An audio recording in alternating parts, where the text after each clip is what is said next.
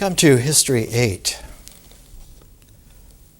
and we're working with, as usual, tuning pairs of people, in this case Benjamin Franklin, and one of the great Taoist masters of ancient China, the Prince of Huainan. And we're using his classic book, the Huainan Zi, like Lao Tzu or Chuang Tzu, to try to appreciate and understand that what we're tuning here is the entire heritage of a species, the entire heritage of a planet, because this species is morphing and this planet is expanding. The planet is no longer a globe, but is a whole star system. And the new species variant of us, Homo sapiens stellaris, is a deeper wisdom version. It's a star wisdom version of what we have been for the last 40,000 years. Our species, Homo sapiens, has been around for 160,000 years, but we underwent a Paleolithic morphing when art was introduced in the caves about 40,000 years ago. And since then, our species has been being wise about being wise. Homo sapiens sapiens. Now we're going to be star-wise about our human wisdom. And in doing so, we're tuning to recalibrate our heritage so that the entire past is going to be recalibrated. And in doing so, it at the same time throws out a new resonance of harmonic that is possible for the future, so that there isn't just a future or an accepted realm of futures, but that there are unlimited futures. Because star wisdom humanity will need an unlimited array of futures, of possibilities, for two very good reasons. The first being, you cannot live in a limited way in an infinite universe. And two, you cannot be limited to the principles of four dimensions when you're living in multiple dimensions way beyond four. And the first dimension beyond four is the realization that consciousness is a fifth dimension. And when the fifth dimension of consciousness comes into play, it really comes into play. It comes into play as a process field. And that process field has characteristics, one of which is remembering. Another characteristic is creative imagining. And another characteristic, by which we call it here in our exploration, is visioning. Being able to vision means being able to see into the four-dimensional existentiality of things. Literally, to acquire an X-ray vision. There are healers on the planet now who are able to look into a physiological body and see that someone's heart has a perforation and it is visible to them as an imagery by deep visioning. Or to look out in a telescopic way and to be able to see gestalts and patterns beyond the normal constellations that one would be able to usually identify. The constellations of stars in normal vision from this planet had a matrix of about 6,000 stars that were visible, and out of it all the constellations have been made, not only the 12 of the zodiac, but the 88 constellations for the entire globe as a global horizon. More than 50 years ago, Harvard University published a map of galaxies, not of stars, but of galaxies containing billions of stars. Our galaxy is very large, the Milky Way. It has somewhere approaching 1 trillion stars. The Harvard galaxy map had 1 million galaxies in it, and since then it has gone to the trillions. So that the cosmos is wildly elegant, and we're going to be at home on the interstellar frontier in our galaxy within the lifetime of our children. And so it is something for us to endeavor to do, is to mature ourselves out of where we were for at least 40,000 years and compacted into civilizations for at least 6,000 years, and that none of those civilizations were able to work because they cracked under the pressure of trying to pack everything in. When a civilization is not packable in, it is expandable out. What is packable in is a culture, is the experience of human beings like ourselves in patterns that we all are able to follow and that we share, and that they integrate together, and we have a good time with each other and have events of celebration because we're all very similar and belong together and we vibrate together. But when consciousness comes into play, that quintessential fifth dimension begins to open out a differential realm of possibility. Now, what is a good time is the variation and the freedom of difference, which is also shareable. So now the joy of communities is in the vast growing variety of ways of being human. That so-and-so is very interesting because they're a new ratio. Their individuality is not like ours, but the harmonic of their possibilities of exploring is very affine to us. And so resonant sets beyond 4 dimensions always have that kind of tone of scalars like music. And there are an infinite number of musical scales. We're using the Huainan Zi because when this first came out was a summation into a harmonic chord for the first time in Chinese civilization, in Chinese history, of its root beginnings, pre-dynastic China, 3000 BC, all the way up until the time when Prince Huainan, who was of the founders of the Han Dynasty family, his grandfather was the founder of the Han Dynasty, Kaozi. And the Prince of Huainan was one of the grandsons of only 2 sons of Kaozi who were still alive because of the violence, because of the fighting, because of the court intrigues, because of the murders, because of especially families that were just on the outside wanting to get into the power structure. And the most incredibly efficient of those families was the Liu family, run by one of the most vicious women in history, the Empress Liu, who took over dynastic China at a time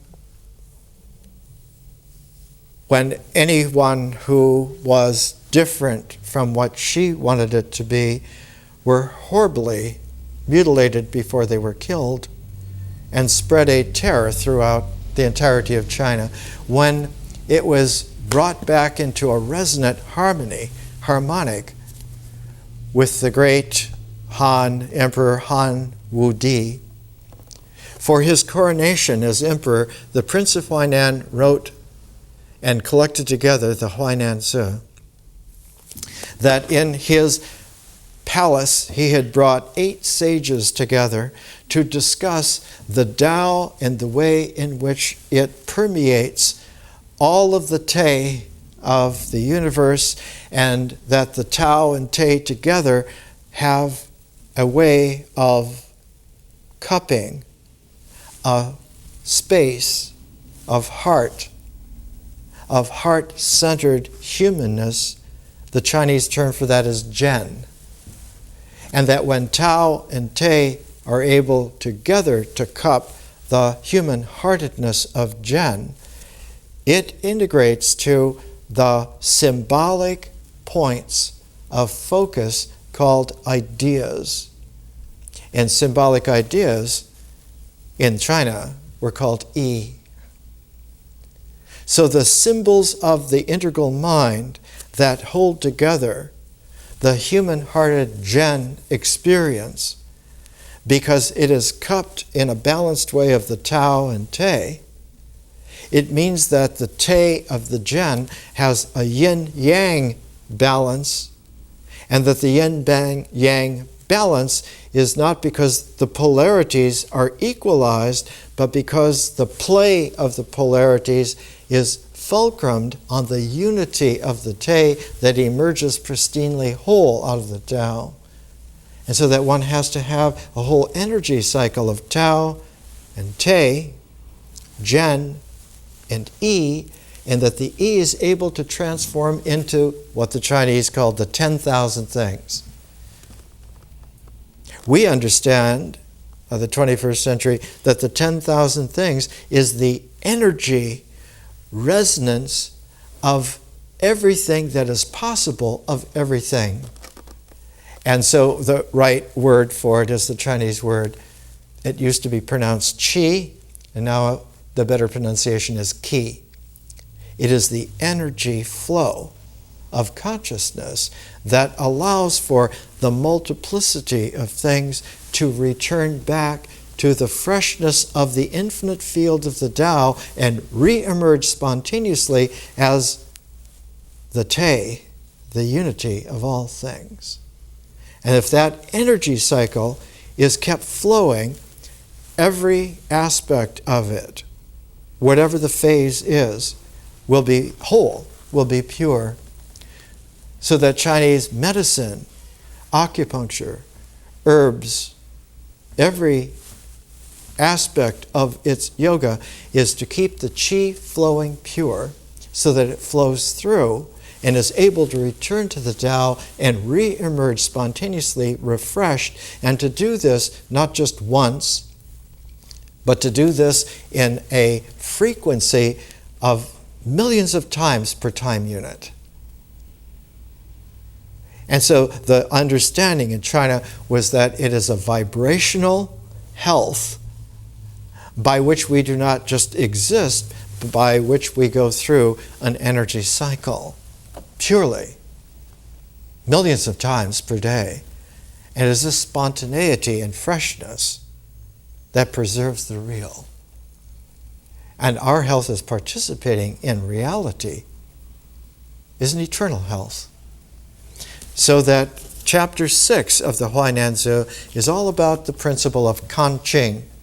Kanqing means mutual resonance, because we do not exist alone individually in this energy cycle, but that the fundamental unit is at least two. Attuned mutual pairedness, especially of complexities like human beings, are the working basis for it. Individuality is an integral of the mind, but mutual sharedness, mutual resonance, is the conscious five-dimensional visionary field out of which comes the spiritual person. And the spiritual person is never alone. They're always shared in pairing. And that because the pairing is an infinity array, the sharing can be extended, the mutuality can be extended to any number of beings. And because the transform extends itself not only to human beings, but to plants and animals and minerals, as one of the basic constituents of organic life, that the entire aspect of all existence participates in the possibilities of a mutual sharing, of a mutual resonance, so that Kan Qing, from Prince Luan to Han Wudi on his coronation, saying, if you will appreciate the subtlety and the enormity, the complexity and the simplicity of which you are one of the fulcrums, your participation as that fulcrum will extend to all of us, and all of us together with you will extend that fulcrum so that it becomes a pivot of the way in which human life now is resonantly organized and not put into some kind of diagram that is static, not to some expectation which is static. And therefore, you will engender something which is primordial in civilization. This book is published in Scotland, Edinburgh University Press. The Pivot of the Four Quarters, a preliminary inquiry into the origins and character of the ancient Chinese city, 1971. The pivot of the four quarters is the quintessential conscious fifth dimension, that it is not a thing, which is a fulcrum, but it is a whole field, which is a pivot, that when it emerges forms, the forms that come out are prismatic. Not pragmatic, but prismatic. They're not based on karma, they're based on dharma. It's a whole different basis. So that when the shared mutual resonance of a pivot extends itself in reality, it becomes a spindle. And that spindle is where the creative life actually happens and occurs.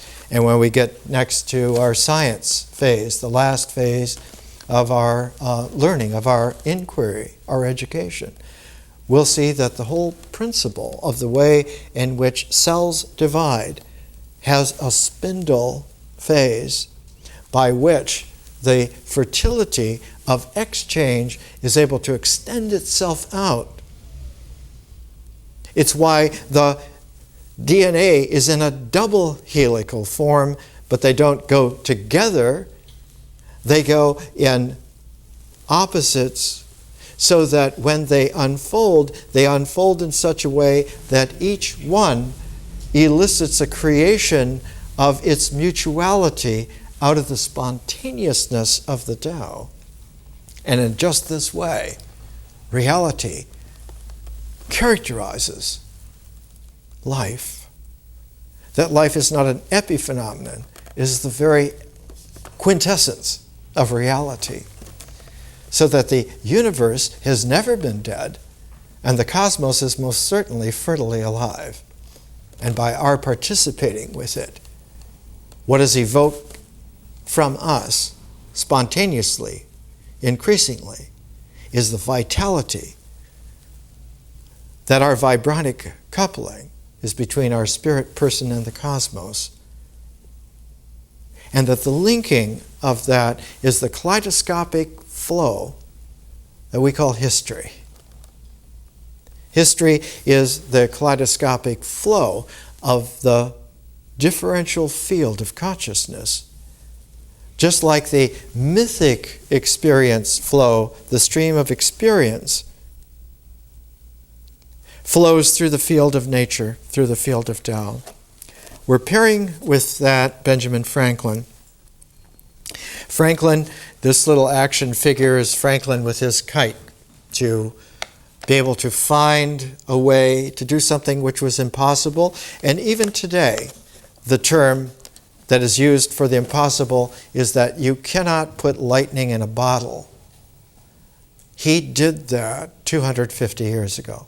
He put lightning not only in a bottle, but in a matrix, an array of bottles They were called Leyden jars because they were made in Leyden, Netherlands. And these jars were able to store lightning as electricity. And because of the way in which the jars were made, you could apply the stored electricity and use it. One of the first uses that Franklin stored electricity in a Leyden jar was to mercifully kill turkeys for Thanksgiving. One burst, and they were ready for the oven. Franklin is the person who set the spindle which electrified the world. All of the electricity that we use for modern civilizations stems from this particular experiment, which was produced again and again.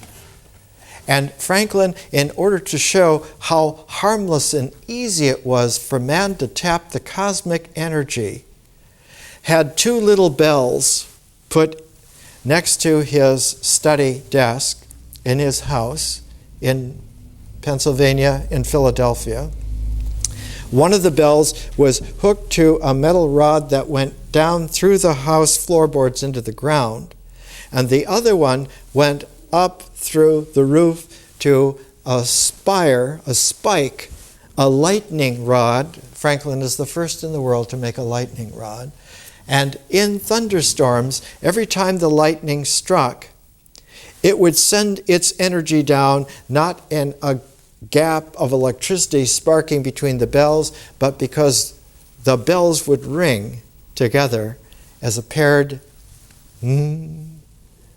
And in this way, Franklin was able to understand that he had shown man a way to humanly, conveniently, pleasantly in their own home, tap the immense power of the cosmos and bring it down for use for whatever purposes, whatever inventions, whatever developments would come out of it.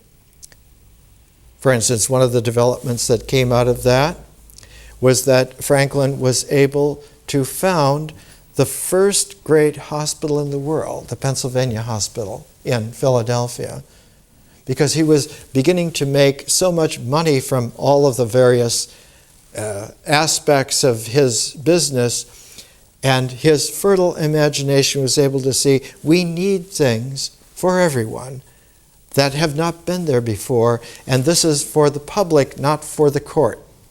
This is not for the few of the rich, the few of the powerful, but for the whole of humanity whenever they get together and share resonance together as a community of human beings. Now that community should be served by not only a hospital. He's the first to make an urban fire company.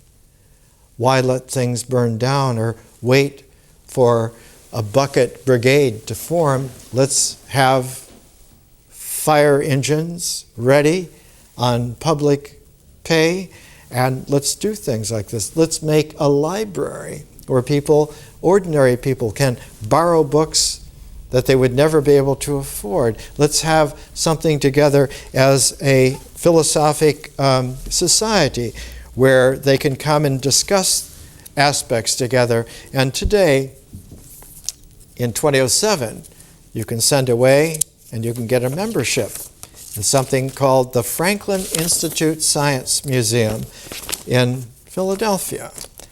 And you can take your children and you can get on the net and you have access to the entire world of science through a prismatic pivot that when you participate with millions of other people around the planet who do this, you make a spindle of a planetary culture that is able to transform into a star system civilization. It works like that. On the top level of the three big, huge levels of the Franklin Science Institute Museum is a full-size replica of the space station control area, so that the children from anywhere in the world can either physically or virtually through the net participate in being in orbit above the Earth and participate in just what people are doing on the vanguard of the new star system, humanity. And so they are growing up being at home in the cosmos in a completely new way.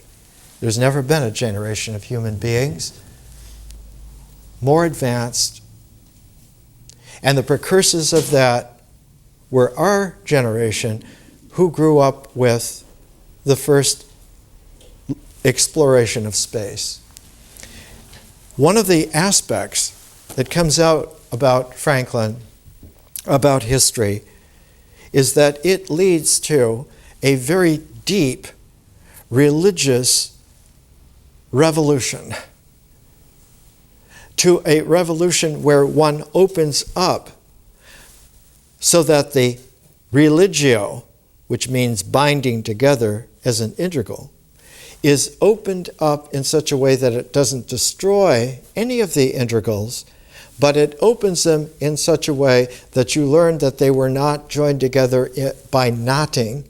They were joined together by bows that were tied beautifully, and that one can learn to tie and untie those bows and not destroy the values that were there.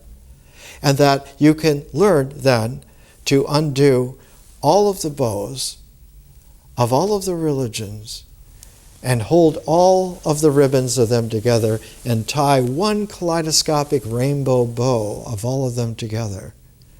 This is the 21st century.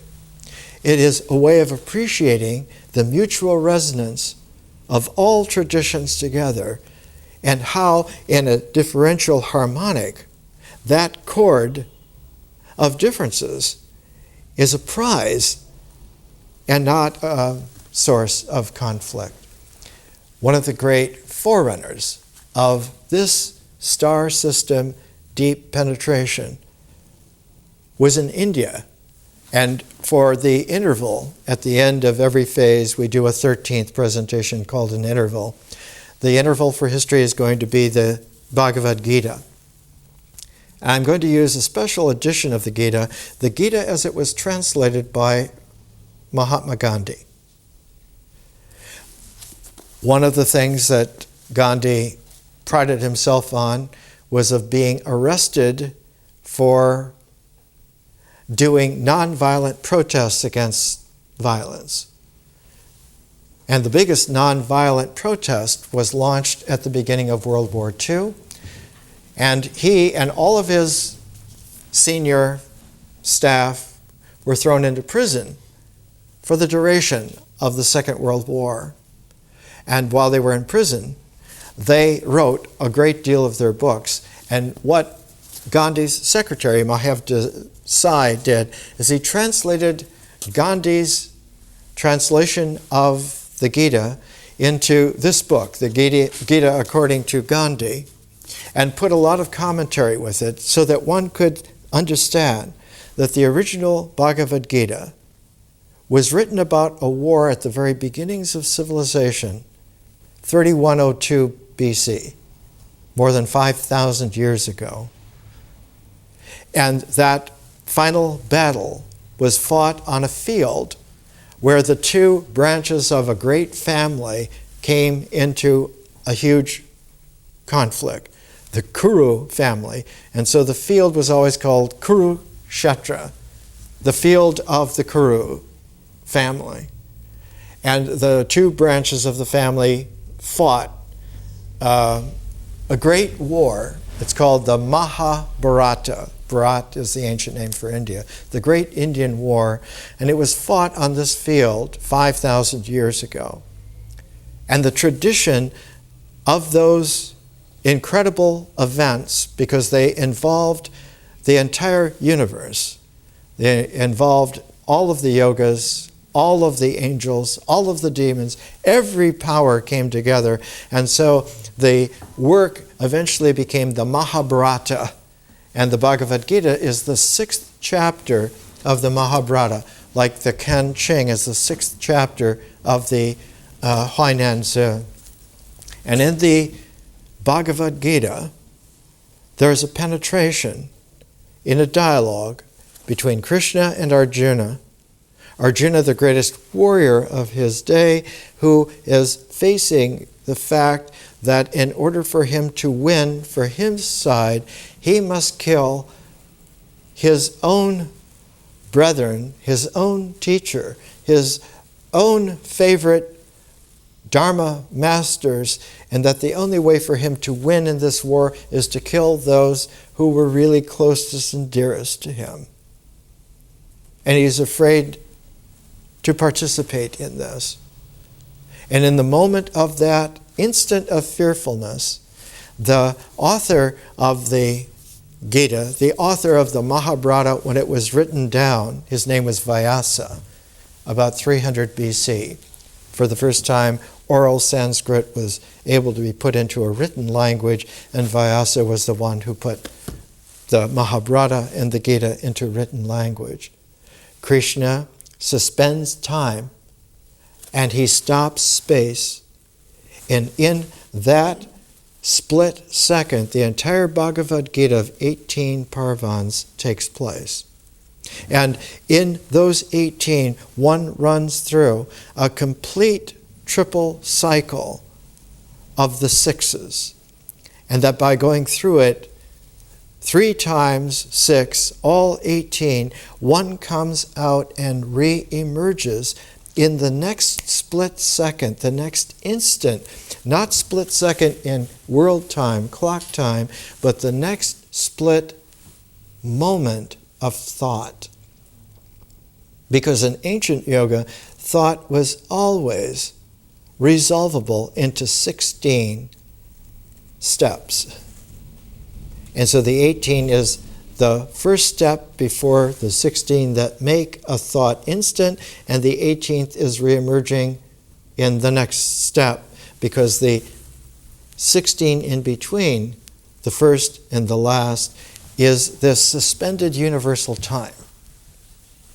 One of the odd things, though, is that in the high-powered yogas that were used to take a moment of thought and hold it in your meditational palm, was that only 8 parts of that moment of thought were discrete, were able to be separated, named, and that the other 8 always occurred as a trill. They could not be separated. And so you had 8 discrete parts and 8 that formed a trill. In our learning, the 8 phases are the discrete parts of a moment of thought, and the 8 intervals are the trill of the other 8 that go together, so that our learning, our education, is a cosmic moment of thought, suspended for just that instant, out of the world of artificiality, out of the unnatural, unconscious, unreal assumptions, into being able to re-emerge fresh and whole, real, conscious, and natural.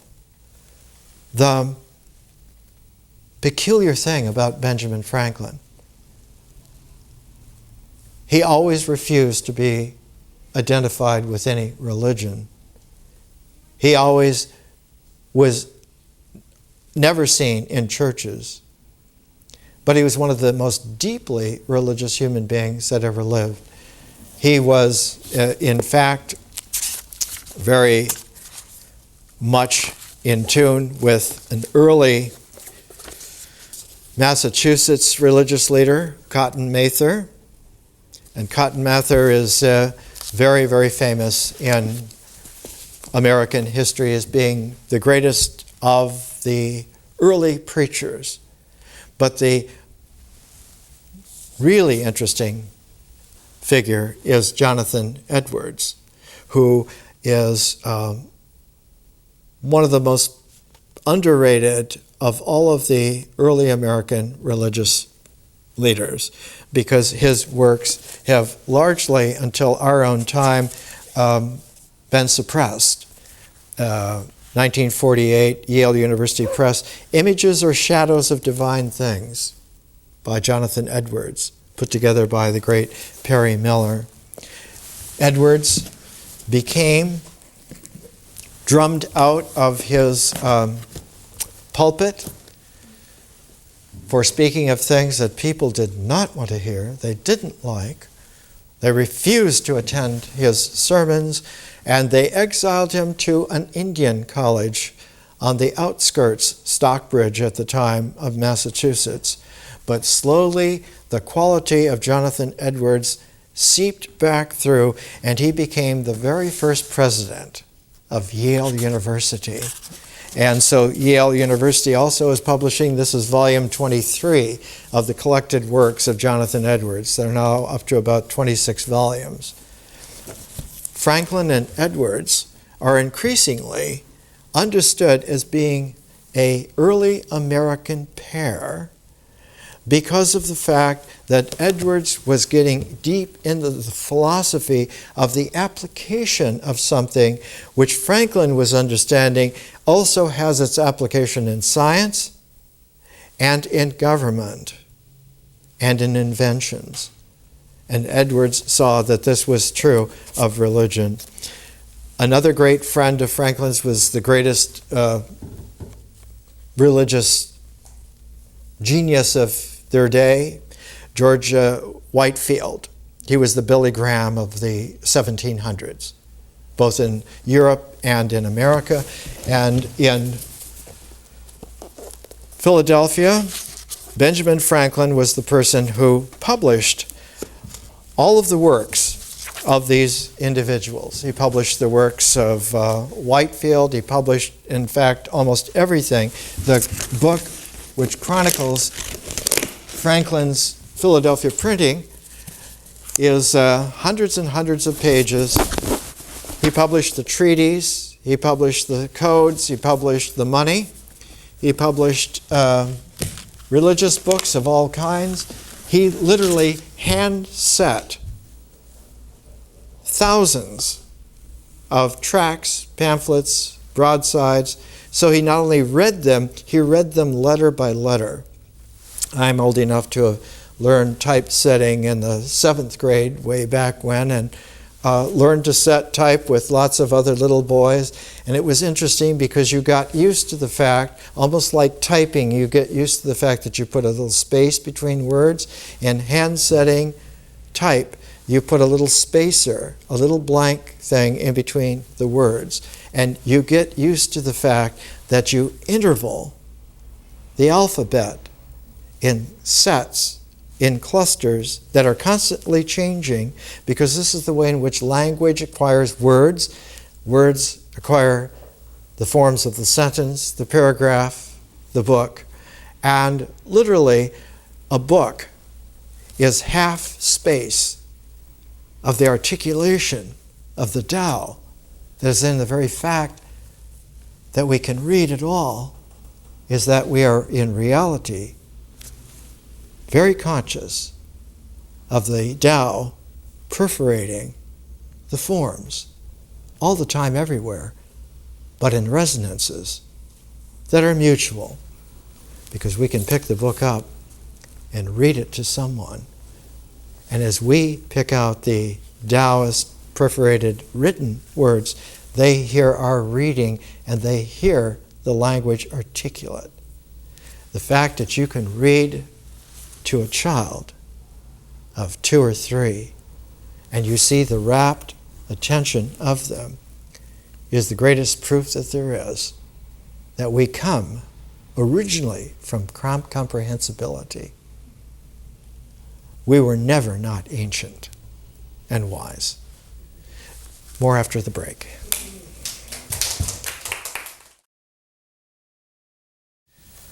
Let's come back. We're always pairing. And our pairing is to create a tuning fork and to array the tuning forks into a set. If you're going to tune a piano, you need a set of 11 tuning forks. To array the instrument so that every note will be able to achieve a resonance in itself in the set of the octave and the array of the octaves for the complete instrument. And a fine piano needs to be specifically tuned every so often. And a concert grand will be tuned usually for each performance. What we are doing in our learning is we are tuning our concert grand to be able to perform the music of the cosmos, no matter what size it is, no matter what range. And we have this capacity. Our capacity jumps in orders. It doesn't follow a karmic cardinality. That karmic cardinality will complete itself in periodicities, but the periodicities can take the entire set of developments and jump the entire set to a higher order. If you count to 10, which are two hands, by the time you get to 10, the 1 through 9 jumps at 10 to a 1 and a 0. Then you can take that next set of 10, which is 10 of the 10s, so that when you get to 100, you jump to 1 and 2 zeros, which you can write 10 to the second. And you can jump powers of 10 almost indefinitely, and at every jump you will reach a horizon of the way in which the dynamic field of energy cinches itself into a form level, a horizon. And at very high levels, one will come to the horizon where atomic structure is possible, about 10 to the 35th. So that now atoms occur and also jump in their sequence, in their resonance. And when they reach 56, when they reach iron from hydrogen, that's about as far as you can go in the horizon of that particular set of materials that are normally, naturally made in stars. And that all of the elements beyond iron, 57 up to 92, up to uranium, are only made in supernatural configurations, like supernova explosions. So that all of the elements, all of the atoms in the cosmos that occur there have come from exploded stars, starbursts. And there is a deepening of that particular super transform to a hyper transform where there are transuranic elements. We've now made from 93 to 114.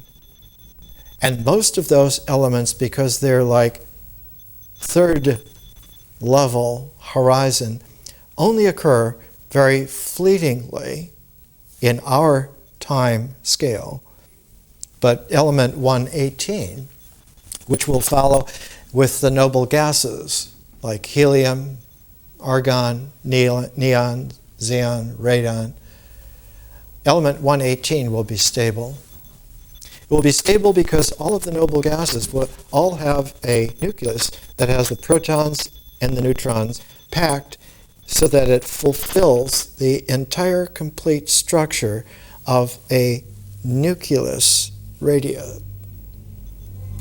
And the electronic structure will be arranged in its sense. They don't keep growing, but they follow a growth pattern that when you get so many electrons, suddenly it'll jump. The next electron will have to be in a further shell, as they say, a higher orbit, a more intense energy level, and that these go by clusters. And that once you reach 8, it begins to then tune itself in pairs so that you'll begin to have sets of 8, then you'll have sets of 16, then you'll have sets, finally, where you reach 32, like with uranium. But the energy levels are all specific and exact. And if you move one electron from one energy level, you ionize the entire atomic structure of that atom. Atoms move in a time frame called an attosecond, and an attosecond is a billionth of a second. We can now have a kind of scientific photography on the attosecond level. Femtosecond level, which was one horizon above that, is the level of molecular interactions, and it was an Arabic professor at Caltech, Ahmad Zewail, who perfected femtochemistry about 10 years ago. It's interesting that an Egyptian from Alexandria in the late 20th century should be the first to be able to show femtochemistry in live action film. And now we're going to have the latest issue of Science, one of the international journals of science, and the August 16th issue is all headlined on attosecond spectroscopy. This is a capacity of ours that is here now, and we're only at the beginning of the 21st century. The increments jump incredibly fast because they jump in ordinals. And you can look for ordinal jumps in your lifetime of maybe 5 or 6 times of what everything is right now. Many times over. Thousands of times over. We're looking to tune, and what stops us from tuning is very simply described. The brain is a neural physical organ, is contained within a cranium, within a skull. And it's as if that skull is a psychophysical screen, a dome screen, upon which then the activity of the brain can play itself. But what happens with the screen is that the two vectors that go into the actuality of what occurs, one of those vectors will be a time vector. It will be the direction movement, and the other vector will be a space vector, which will be the volumetric way in which the imagery is played. A screen is a filter and only records one vector. It only records the space vector, not the time vector. So that in order to get the resolution so that the imagery now is alive and in actuality, you have to go beyond the screen. And the way that you go beyond the screen is you go to the higher form of a lens. And a lens is able to focus the radiant directionality of the time vector and fold it back into the play of the space imagery, so that now with a lens, like the human eyes are a lens, you are able to see in living time, in living color, as it happens. The lens is not an integral, but is a differential form that's put into play at an ordinal beyond integration into a differential form. All differential forms are prismatic. But there are some lenses that are able, because of their crystalline structure, able to be cut in such a way that they are not just lenses, but that they are prismatic. And a prismatic crystal can be cut again in such a way that it becomes refined and becomes a jewel. And once you achieve a lens that has become a prism that is finally recut and become a jewel, the jewel will radiate scintillation. And that scintillation is kaleidoscopic. A prism will be able to show you a rainbow. Isaac Newton did that 300 years ago. But a jewel is like a matrix of millions of possible colors, all rainbows.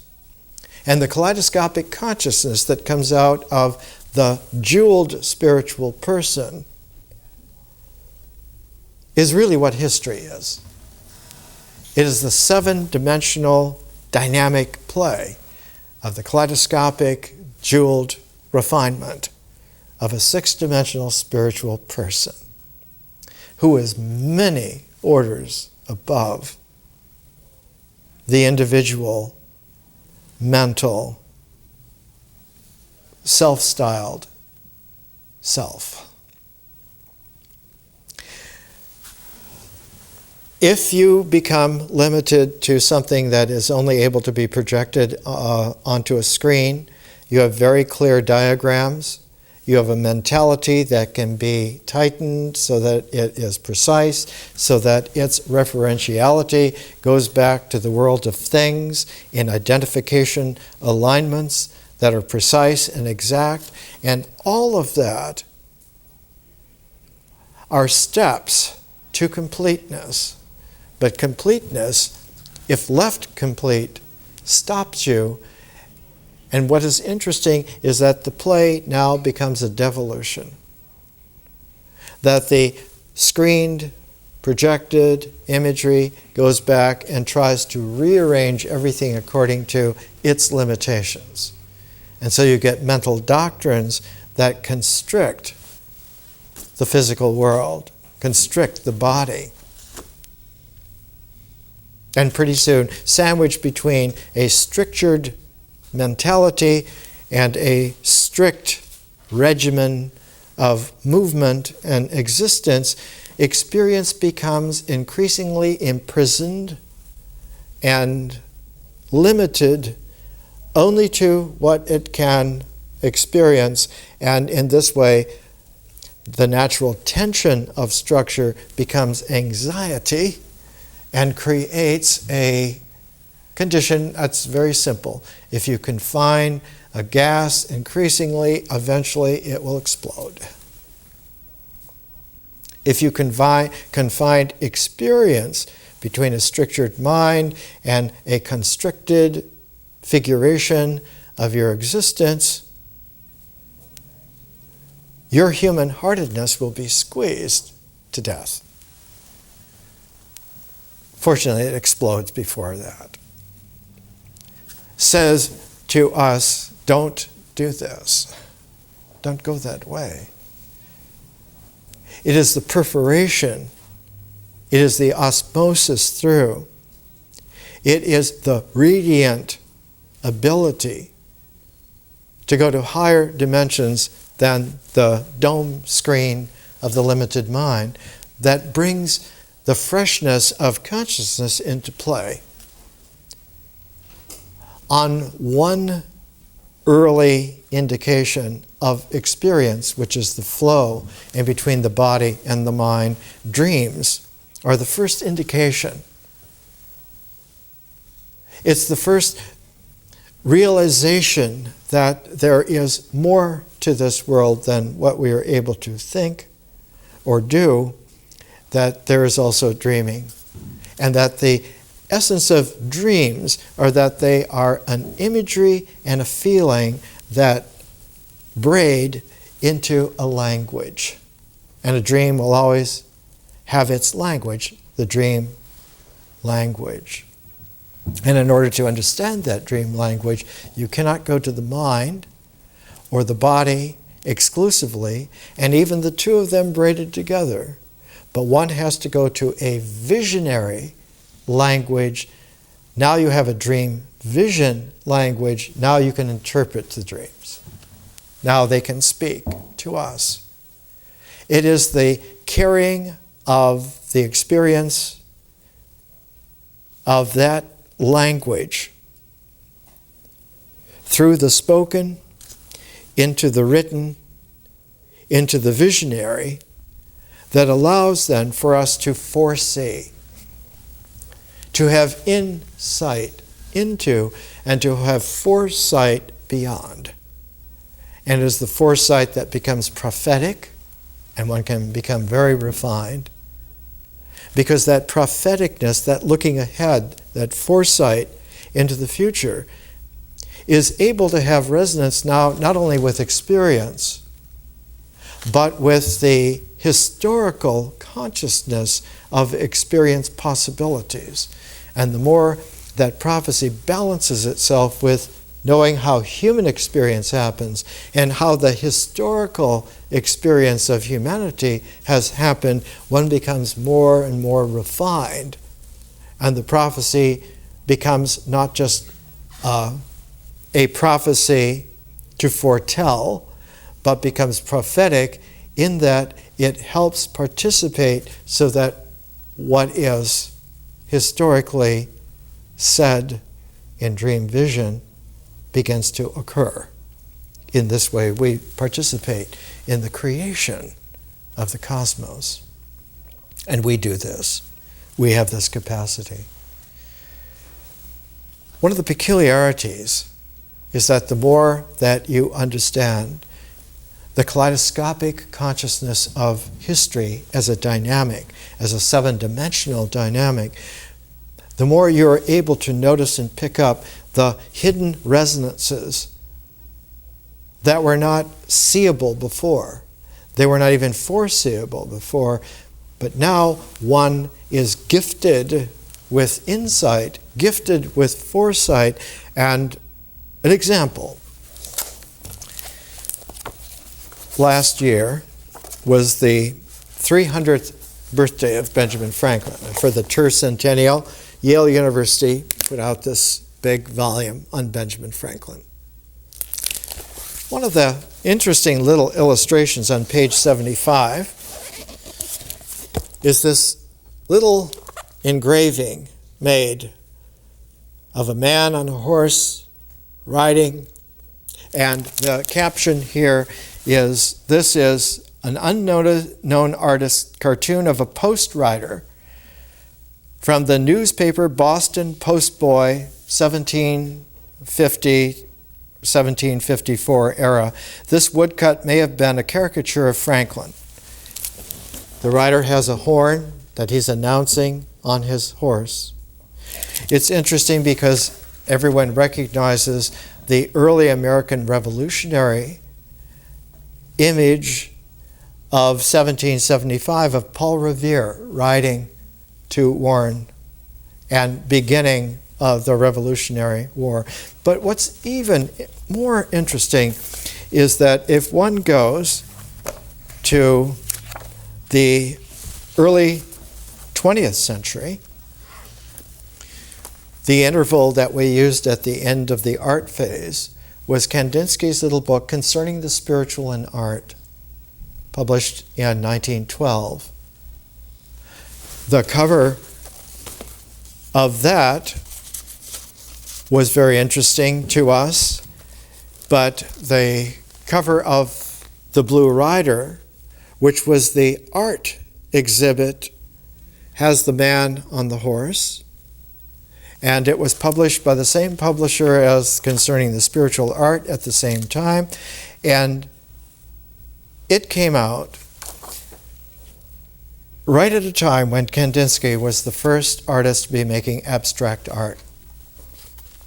The first jump in art since the Paleolithic era, 40,000 years ago. And one of the great paintings of Kandinsky is a rider on a horse going at the jet speed. The next paintings of Kandinsky from this 1911 are abstractions, non-objective art. And right at the time where abstract art was beginning to develop a power of surrealistic hyper-abstract art, you had an artist like Max Ernst in 1954 doing this painting called The Polish Rider, of a rider on a horse, but done in surrealistic hyper-expansion of abstract art. The Polish rider in this is not only cognate with Kandinsky's rider and cognate with Paul Revere as a rider and Benjamin Franklin with his millennial trumpet on the horse riding to awaken.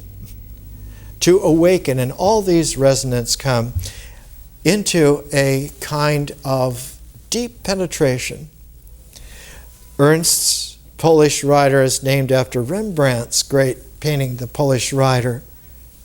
This elegant young nobleman on a horse at a time in the 1650s, 1660s, where he was living in Amsterdam at the time, was the first time that you began to get a traction where the visionary capacities of history had collected into an order where they would jump capacities that had never been seen in the world before.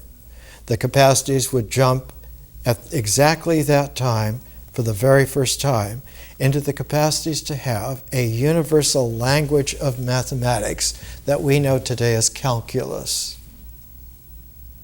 Two figures brought that in, a pair. Newton, who was very close friends with a mystical philosopher, Jewish but drummed out of the Jewish community because they didn't like the way he talked about things. He talked about God as a geometric master whose language could be understood by men not by limited commentaries, but by unlimited analytics of possibilities of meaning. And his close friend Leibniz got together with him in Amsterdam right at the time when some of Spinoza's friends, because he was drummed out of the Jewish community, he was free to talk to everyone. He talked to some Jesuits who had come back from China, who had translated the I Ching into Latin for the first time and brought the first copy of the I Ching to the West in Latin. And Spinoza had a copy of it and shared it with the young Leibniz, and it's from Leibniz that he learned the way in which a calculus can be developed and written. And so Leibniz's notation of calculus is the one that we use today. Every high school in the world uses it. He also did a little essay on the natural philosophy of the Chinese, which the University of Hawaii Press translated into English and put out a few years ago.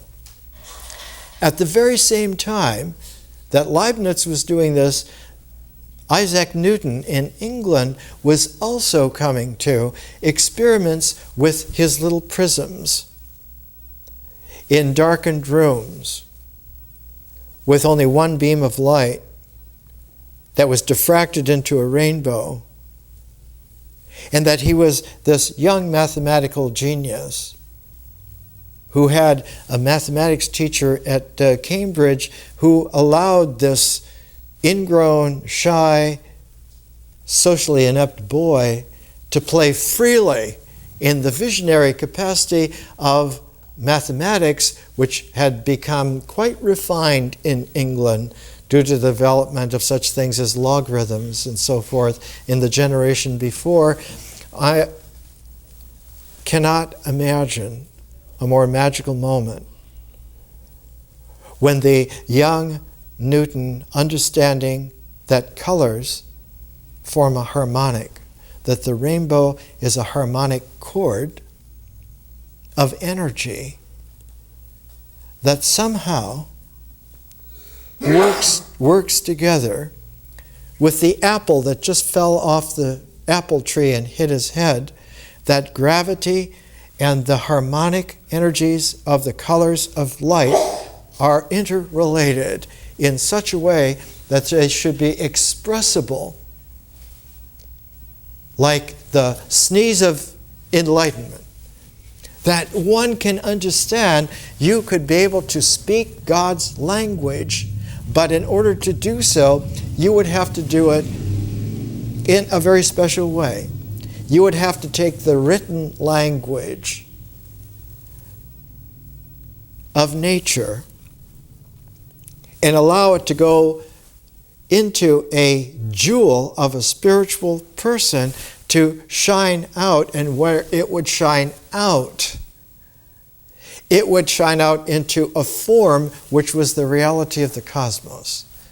That the cosmos would be the recording of the harmonics of this analytic, historical, high energy, hermeneutical expression of what it meant through the prism of the person that came from the Field of Theoria.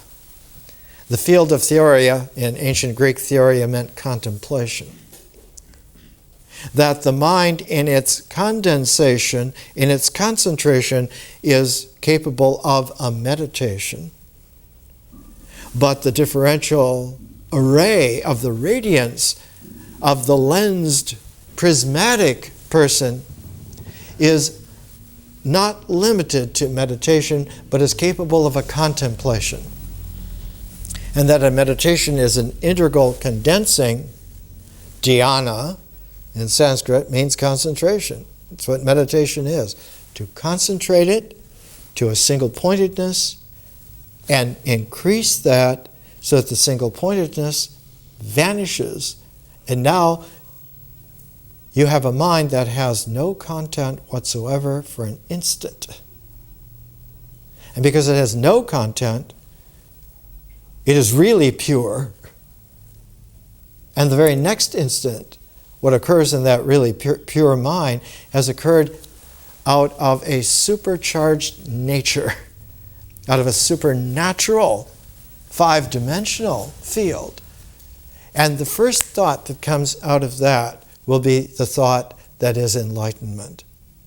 And that by allowing it to expand, that bodhicitta becomes enlightenment through the largesse of its gift as you expand the capabilities of that. So that a moment of insight so fleeting before now becomes, like in the Bhagavad Gita, a moment that is extendable in the world's time-space by pausing the karmic influences of the world's time-space from participating in its development, in its maturation, and its existence becomes hyper-karmic, way beyond.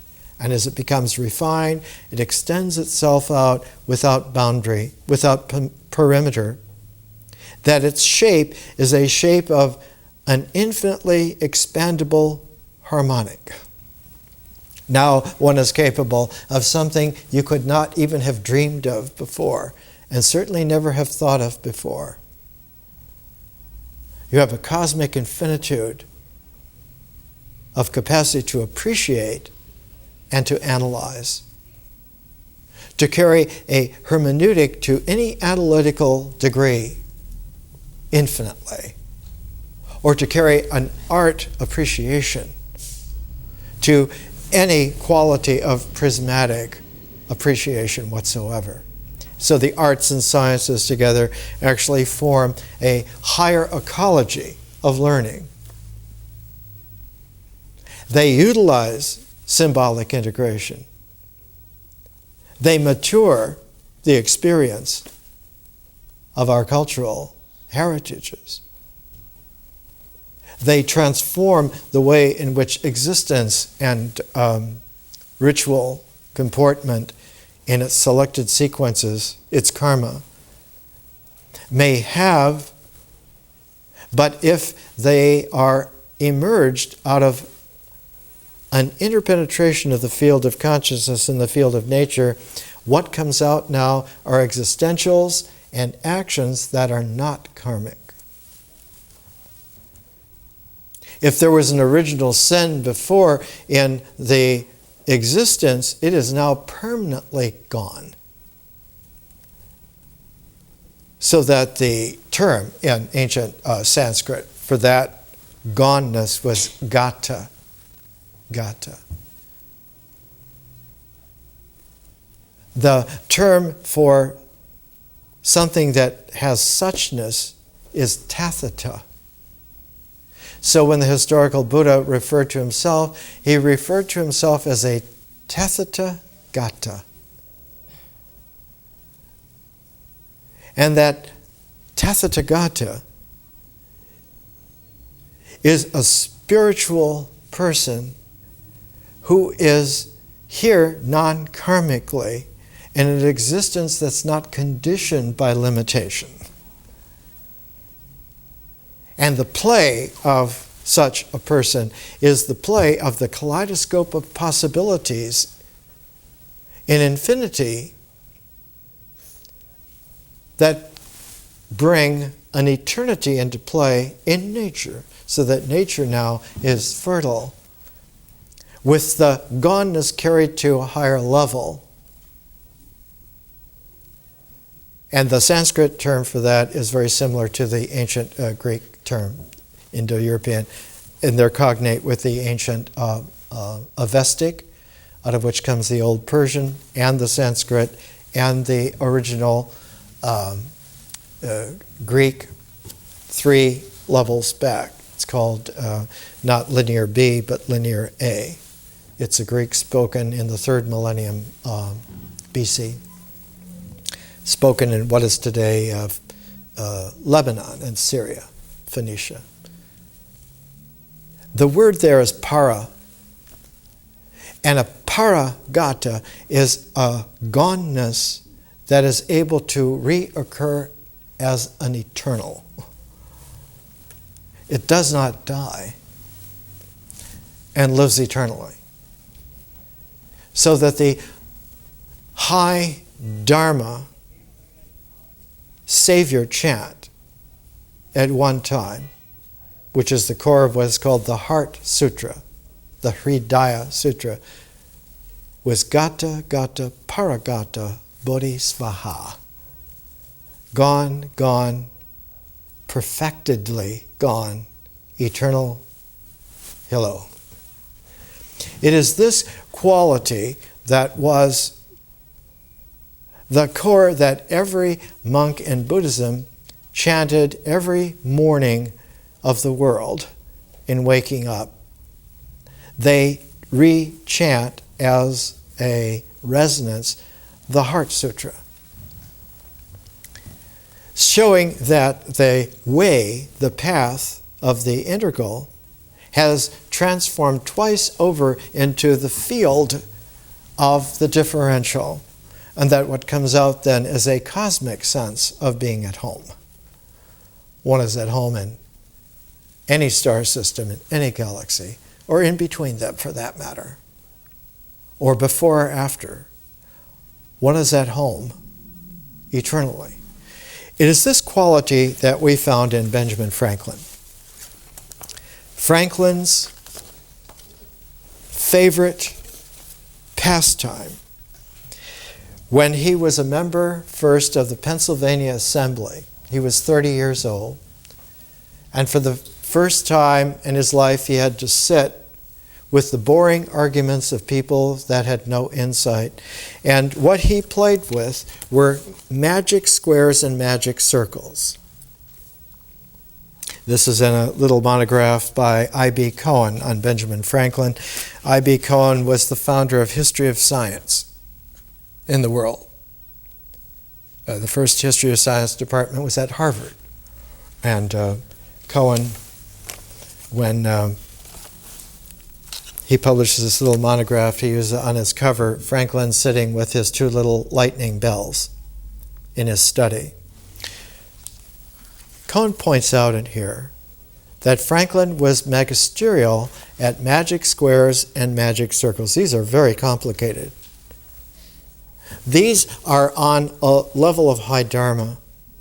And one of the only books in the world that really shows magic squares and magic cubes was published in Chicago in 1917.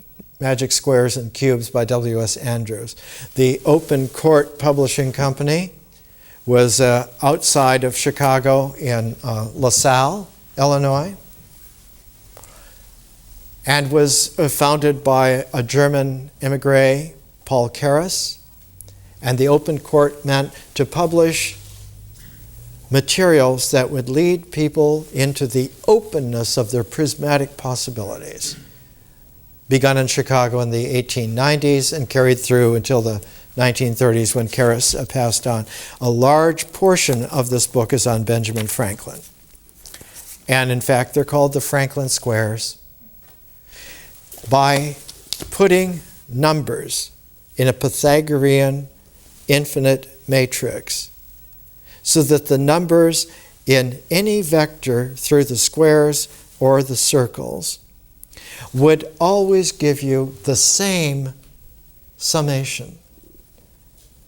And it works in this way in Newtonian understanding of the way that the planets in our star system are arranged in terms of the dynamics of many kinds of dimensions, including gravity, including the orbital angular momentum and so forth, that if you put all of these numbers and factors together into a certain prismatic set, they will always total up to 1. And every planet will occupy a time-place in the star system so that it fits into the next one available. And so you have, from the sun to the earth, as one astronomical unit. Jupiter is 5, Saturn is about 10, and so on, until you get out to Neptune. And at the 8th, the harmonic chord of the 8th, the octave of the 8 planets is completed, but completed in such a way that there was a space in between Mars and Jupiter for an asteroid belt. So that in the periodic resonance beyond Neptune, after 4 giant planets, there should be a giant asteroid belt, which there is. It's called the Kuiper Belt now. And Pluto and Charon are but one of tens of thousands of items. The planet that was larger than Pluto that was found, called the 10th planet a few years ago, is now called Eris. The original founder named it after Xena, the comic strip heroine, because he said it's time to have a heroic woman beyond the limits of classic masculine gods' planets. And there are in the Kuiper Belt dozens and dozens of Xenas, very large bodies. Our star system is this kind of resolution that can be understood by the powers of 1 raised tens into infinity. Next week we're going to go into the way in which in the late 19th century it was realized more and more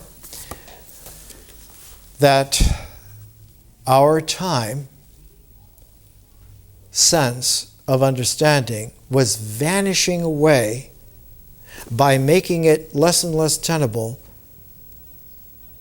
the static registry of thinking that things were real because we could pound them. And the more that the certainty of the world was vanishing, the more that in the early 20th century it became possible to prismatically extend it out again. And we're going to take a look at Jacob Burckhardt, The Civilization of the Renaissance in Italy, where a late 19th century understanding was projected back 500 years to see how was it then that it becomes this now. And Karl Jaspers, who was born about the time that Burckhardt was first translated into English and lived up until 1969, the origin of history, so that we're going to take about 500 years of history from a fulcrum pivot of Burckhardt that became a spindle of Jaspers and bring in all kinds of interesting people. One of my favorite people, whose letters with Jaspers run to about 700 pages, was the greatest woman philosopher since ancient times, Hannah Arendt. And we'll take a look next week at one of the most peculiar developments that humanity has ever had. We learned more and more to be at home in a cosmos that was less and less certain on the basis of pounding on it. More next week.